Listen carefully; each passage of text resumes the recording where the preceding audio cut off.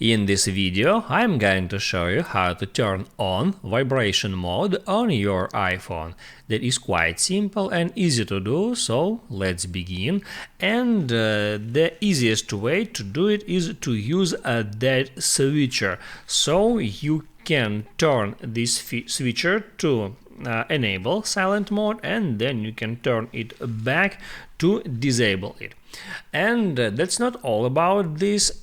You can also configure vibration mode and customize it. Let me show you how to do that. So first open up settings, then go to sounds and haptics, and then scroll down to the very bottom where you can find the first keyboard feedback. Just get into it, and now if you want to get keyboard feedback with haptic or with sound, you can enable it. So as you can see, haptic feedback on my device is enabled.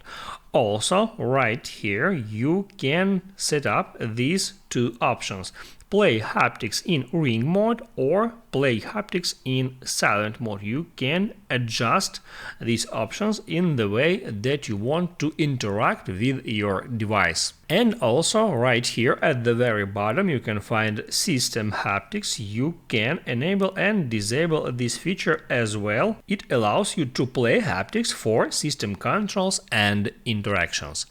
I hope this video helps you guys, so don't forget to like and subscribe.